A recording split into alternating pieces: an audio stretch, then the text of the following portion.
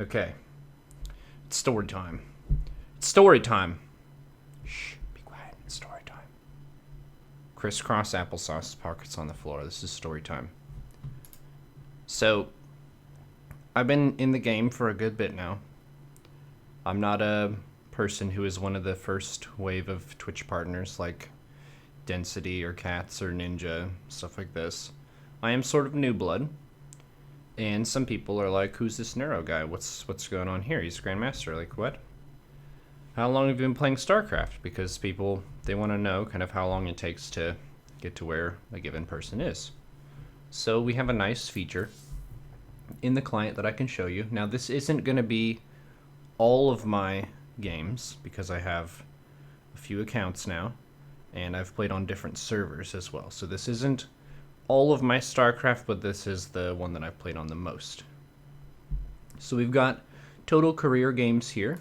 I think this is across the races. So 27,000 or so. I would guess adding in the other accounts, that number is closer to 35,000, if I could guess. This is going to be 1v1s, 2v2s, 3v3s, 4v4s, so all the different ranked game modes, I think. Does not include custom games.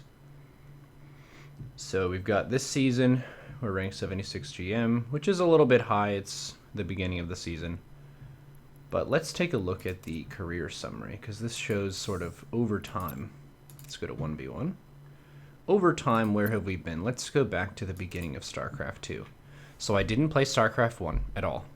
I have actually never physically touched the game, or virtually touched the game. It's just, it wasn't part of my gaming heritage. I played stuff like Dreamcast into Xbox, stuff like the Soul Calibur games, Halo games. Played a lot of World of Warcraft through Vanilla, Burning Crusade, and Wrath. And then Heroes of Newerth. That was kind of my lead-in to StarCraft. StarCraft 2 was the first RTS that I played in multiplayer mode very much. And I was brought over by my 2v2 Gladiator Arena partner from WoW. His name's Naven. And he was saying, we should play this game. It's a very high skill game, and I think you would enjoy it. So I picked it up, installed it, all this, and I was placed into Bronze League. So it was one of the most difficult weeks of my life in terms of gaming, because in most other games that I had played, you kind of have your circle of friends and stuff, and you have certain people who filter to the top, and they just tend to be pretty talented at games. And normally I would be one of those. Like, if we all play a game, I'll get pretty strong and things like that.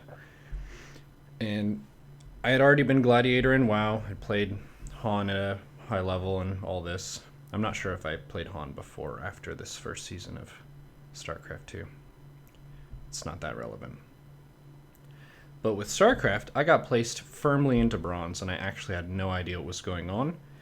And it was one of those situations where you think of yourself as you're talented and you're skilled and all this, but when you're faced with a very difficult game, you're going to be terrible, pretty much regardless of what your talent level is. Talent is more of like how quickly you tend to learn stuff, your learning rate, rather than you're just a god at everything you touch. That's false. I got slapped in the face with that with both StarCraft and poker. They're both ridiculously high skill game spaces, and just because you do well at this game over here doesn't mean you're just going to walk over here and then just crush all of them. There's so much game knowledge involved in understanding not just what to do, but why you should focus on prioritizing certain things. And then with StarCraft, it has some of the most difficult mechanics of any game ever devised with your hands. So you need speed of hand. You also need a layout that makes sense, that you understand to push the buttons and all this. So be that as it may, StarCraft 2, I placed into Bronze this first season in 1v1, and by the end I got into Gold. So that was just me trying to do games, figure out what's going on and all this. And around this period is when I figured out how to do a 4-gate. So for brand new players, learning a build is a really good way to just shoot up a bunch of leagues from the start. Most people who are in bronze or silver typically just have an opening that doesn't really net them any advantage. Neither an aggressive advantage nor a defensive or economic advantage. It's just kind of like, I don't really know what to do. And since it's an RTS, being able to just do more stuff faster is generally better than trying to do the absolute best next move. That's more of like chess, where you could take, I don't know what the time limits are, you could take minutes before you take a single move if you really needed to think about it. With this, say you have 100 gas, it's usually better to spend the gas into the wrong thing than to just float the money and not spend it into anything. It's kind of like you don't even have it. So me learning 4-gate was basically a way of understanding an optimized timing for a one base all in that just was strong. It was generally a strong way to build a sword with Protoss and strike your enemy. There was a Masters player that I beat one time that was really epic and memorable. So I got Platinum, and I think I was Gold some of these seasons. I wasn't really playing this game as my primary during this period. I was still mostly playing WoW. This was kind of like a... If I was in the mood, I would play a couple games of StarCraft. We mostly did team games, like 2v2 and 3v3, rather than 1v1. And then here, these silvers are when I switched to Zerg, because they announced Heart of the Swarm is going to be the next expansion, which is the Zerg one. And Zerg, to I think a gamer's intuition, is the most foreign. The way that the larva mechanics work and stuff, it's not super obvious of how to produce units and things like that. So I just wanted to get a basic sense of how to play Zerg so I could beat the campaign on Brutal. I did beat the Wings campaign on Brutal back when I was in Platinum, back in the day. It was very hard. But then it turned out the Heart of the Swarm campaign was a lot easier than the Wings campaign. But I still practiced Zerg, and then leading into Heart of the Swarm, so this I think is... Maybe I'm 4-gating with Protoss, I don't really remember here. This was my Wings career, so it's mostly Protoss with a little bit of learning Zerg mixed in. And this is kind of having StarCraft as like a side game for me, not really a main game. And this would have been when I was in university. And then HOTS, it doesn't show the beta, but the Heart of the Swarm beta was when I really put StarCraft as a project that I wanted to move up the ladder in. There was a guy from my university who got Masters 1v1, and I played WoW with him, and he looked up to me when we were playing WoW Arena and stuff. So I was like, well, if he can do that, I want to try to take a crack at that too. So since I was enjoying Zerg so much, I just stuck with that. And I got Diamond with Zerg in the Heart of the Swarm beta. And then when Heart of the Swarm came out, I got promoted into Masters in the first season. There is one caveat with this and one kind of lesson with how the leagues work in StarCraft. Master League is not always the same size. Some seasons, Master League was like 1% of the player population, and some seasons it was like 7%. So it can be larger or smaller depending on where Blizzard draws the lines. So the first season I got it, it was still probably closer to what would now be Diamond 1 or Diamond 2. Masters League was extremely big. I think that was the largest point of it. But still, that kind of inspired me. I was playing poker at this time as my job, and it made me think, well, if I got Masters with StarCraft, how cool would it be to like stream a GM climb and use a lot of the mentality stuff for the StarCraft scene that I've learned from the poker scene. So that was kind of the light bulb turning on moment of this could be an application for a career for me, maybe. If I get to Masters League, then we'll Grandmasters the next one. And it's way harder than getting Master for sure, but it is the next big checkpoint. So I was in Masters for a while. This is 2013 in Masters, and this was back when Masters was really wide. So this is still kind of like plowing through top diamond probably for these first few. And then this would be like low to mid Masters through Heart of the Swarm. And then I got my first GM 2014 season 3. So this wasn't the last season, but it's the second to last season of the year, so like August-ish. I got GM for the first time, and this was after getting coaching from a bunch of different people. Fatal Bunny coached me a lot. I got coaching from Patreus, from Pig, and from Juno. I think Juno coached me after my first GM, actually. But getting some outside help is really, really good, not just for them giving you game knowledge you don't have, but also having a neutral view of your games. A lot of times when you review your own games, you kind of have the context of what you were trying to do and why you think it was a good idea. Whereas if you have a neutral pair of eyes looking at your games, and there's something that's just blatantly inefficient or stupid, they just say, like, this is just a mistake. And that can really save you a lot of time for trying to constantly explain yourself or make excuses for yourself. There are some moves in StarCraft that are just objectively better than others, that just put you in a stronger and less exploitable position. So having a coach is a really nice way of doing that. So GM the first season, and this was back when they didn't have the daily refresh of Grandmaster. So the way that it worked was you would represent Grandmaster MMR, which was invisible at the time, but you represent the MMR, and there's an open slot. And then as soon as you win a game with that Grandmaster MMR with the open slot, you get promoted to GM.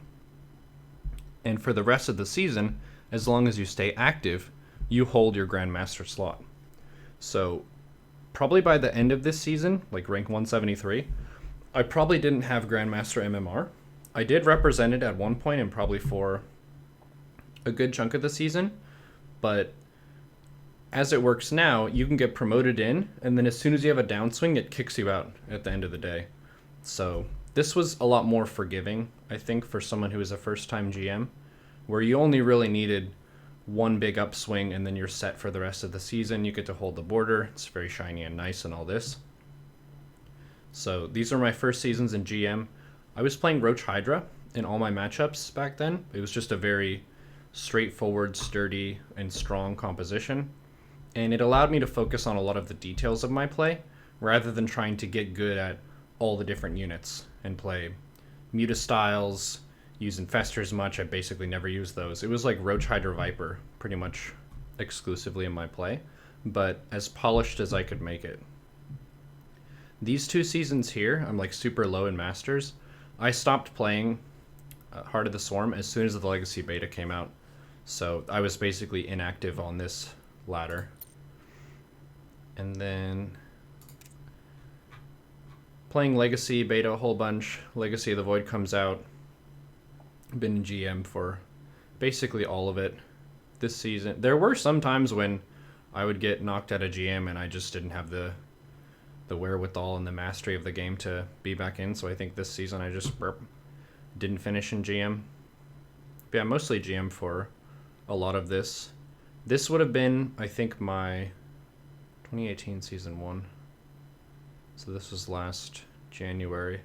Sometimes at the end of the season I'll push and I'll try to see how high I can get. But I haven't really worked super hard on my play since probably around when I was at the team house. When I was at the team house, it was all about focusing super hard on being the best player I could. I did create a lot of content and I was still streaming a whole bunch. So my role in the StarCraft scene is not a tournament player. I am primarily a personality, influencer, and content creator who happens to be GM. And that also gives me a lot of credibility and also like legit game knowledge that can help other people. So they see this and they say, okay, this guy at least probably knows what he's talking about for some of the stuff. So this is really, I think, a useful edge for business if you're making guides and videos and stuff, and you actually have some skill to back it up. That's good.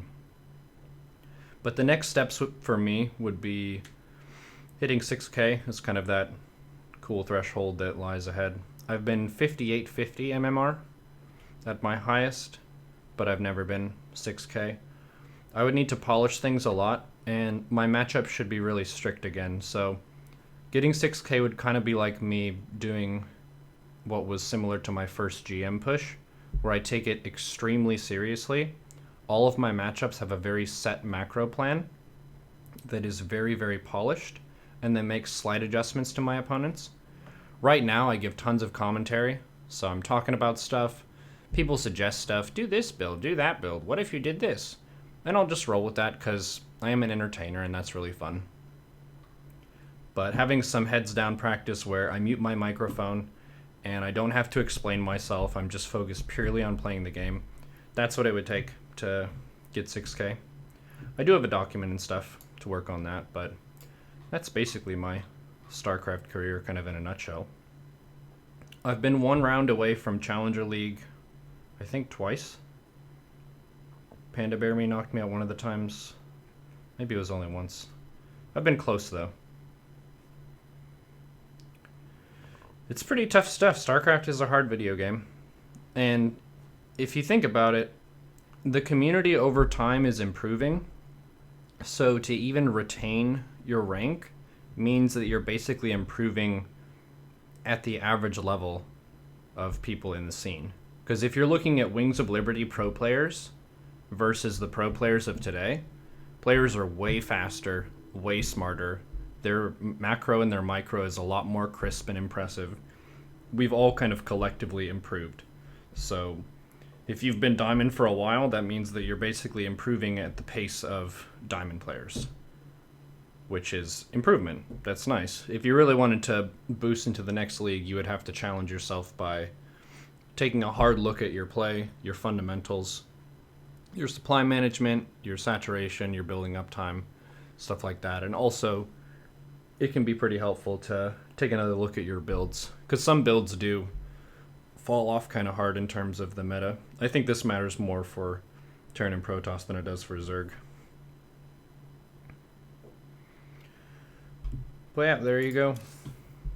What is my current season Legacy of the Void ZVT? Yikes. ZVT is tough for me right now. ZVZ, I can kind of push most people around at my level with Ling Bane stuff. Ling Bane is a super high skill ceiling phase of the game in ZVZ, so oftentimes you'll just have one person, they're just better in Ling Bane, so they just win. ZVP, I've been working on a build with Sue, so I'll probably poke Pig again pretty soon. I kind of want to give him a little bit of time to figure out what the meta is this season, because it is kind of constantly evolving, and ZVT has changed a lot since the patch in December. ZVT was my best matchup for a lot of last year, but now it's kind of bananas. So I don't really know how to open in a way that I can confidently defend stuff, get ahead and crush opponents. I can take games off some pretty high level players, but it is a difficult matchup for sure. Yeah, there you go. Now I can highlight this and I don't have to say how long I've played StarCraft every time someone asks. We can make a command. Praise God. It's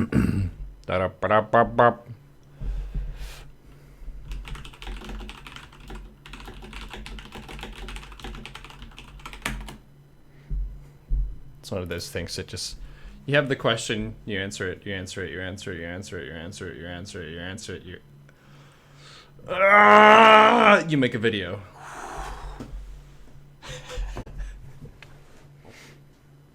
Safe.